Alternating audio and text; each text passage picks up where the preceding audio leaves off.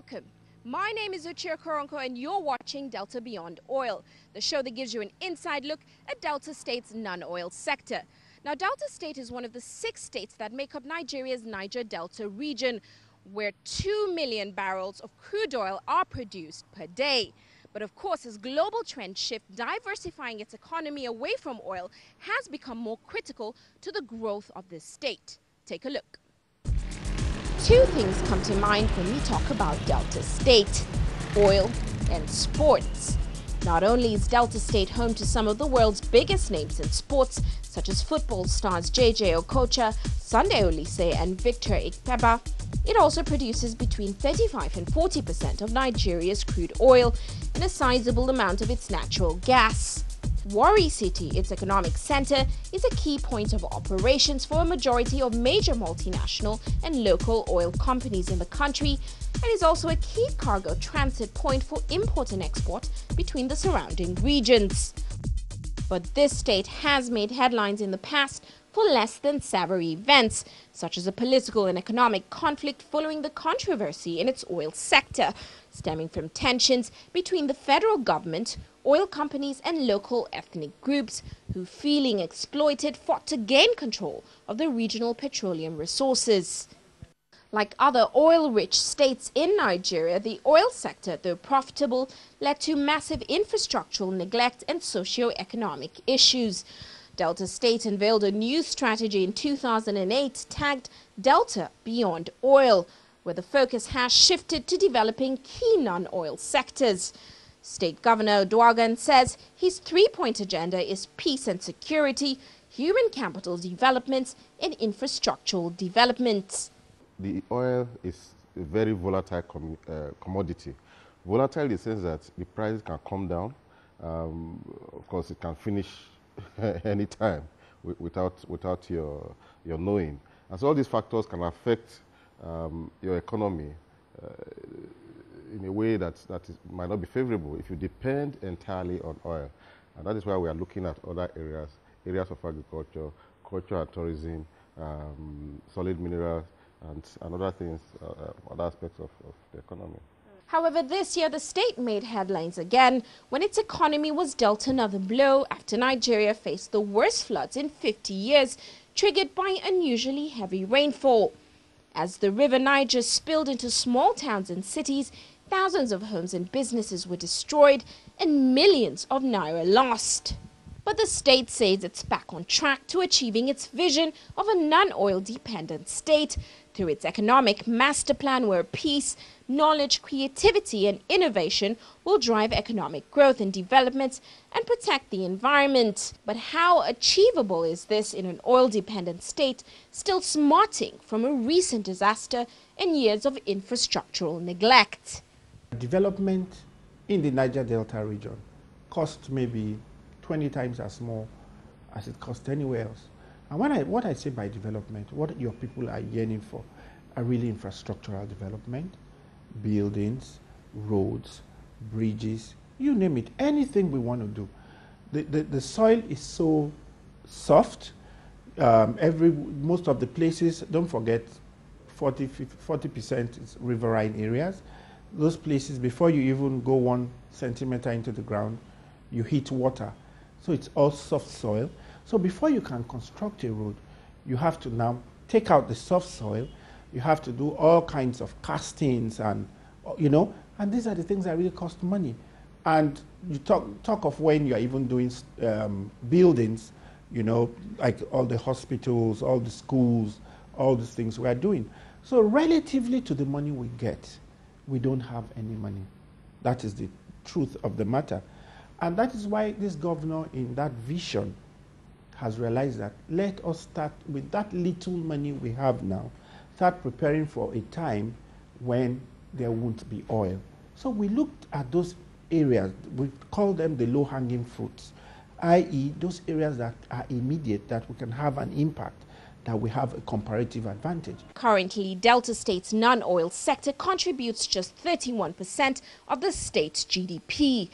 Changing this will require the state to end its dependence on statutory allocations drawn from oil revenues. But the reality is, even though Delta is an oil-producing state, and does receive a sizable allocation from the Federation account, this isn't enough to fund recurrent expenditure, infrastructural development projects, and revive major sectors all at the same time. The state says its solution to bridging the infrastructural gap is to employ a combination of oil income, internally generated revenue, and borrowings. Already, the state has managed to almost triple its IGR in the last 3 years through aggressive tax collection methods and awareness campaigns. If we had had a shortfall in IGRO, we won't be able to meet those targets. Because the recurrent expenditure at the time this governor assumed office was very high. It was so high that it was just barely enough to take care of some critical infrastructure. So the IGR has come in to augment that. So it will be difficult for me to specifically say that this is what IGR has done, but in contribution, IGR has contributed significantly to making these things happen. Because as of today, I know that when you look at, most times we wait for the IGR if you go to come in at the end of the month to know what we need to do. Currently, Delta State is also funding major infrastructural projects through a 50 billion naira infrastructure bond launched in September 2011 as part of a planned total program of 100 billion naira. Still, funding remains a major challenge, and the state is now setting up to do what other states in Nigeria have realized they should have done from the beginning, which is bringing in the private sector to drive growth in key areas of the economy. In terms of investment, we believe the private sector, most of the industries we are talking about should be brought by the private sector.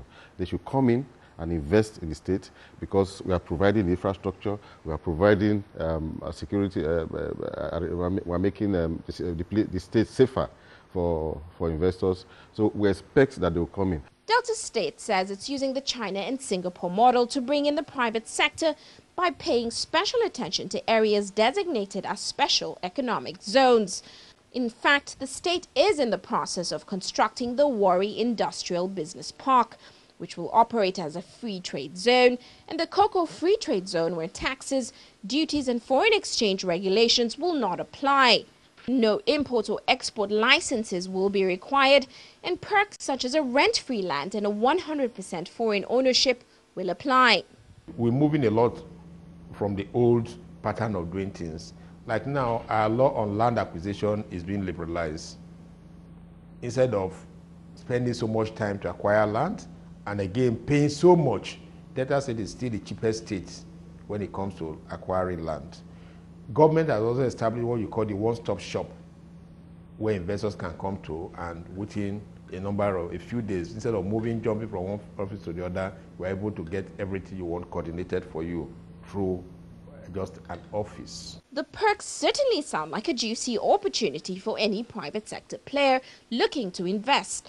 But the insecurity that plagued the Niger Delta region for the past 10 years casts a shadow over Delta State's ambitious plan. For the private sector player, less than 5 years ago, kidnapping of foreign nationals in the Niger Delta region had become a daily occurrence, posing a threat to international companies on ground. Is the private sector convinced that things have changed for the better?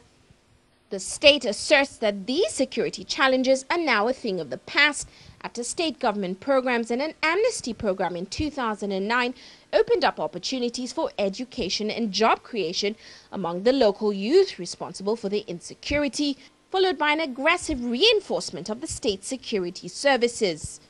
Delta State is more or less the safest place, or one of the safest places today in this country, knowing where we are coming from. A lot of structures which I would not want to put on air here have been put in place to make sure that investors are safe when they come. And you can see that whether you call it robbery, of course, robbery is non-existent in Delta State. Kidnap once in a while, unlike most states where it is a daily thing. Yeah, there's still a flash of it. I cannot tell you that it's completely eradicated in Delta State, but it has been brought to the barest minimum. And we're fighting to make sure that we bring it to a zero level. And in this, the governor coordinates all the security agencies in the state. We hold our regular meetings to review positions. A lot of structures has been put in place to check the incidence of robbery and kidnapping. Now that the state seems to be solving some major issues brought on, of course, by neglect, as Nigeria focused on its oil sector, we're seeing key sectors such as agriculture coming to the forefront. Now, after the break, we're going to bring you more on developments in this area.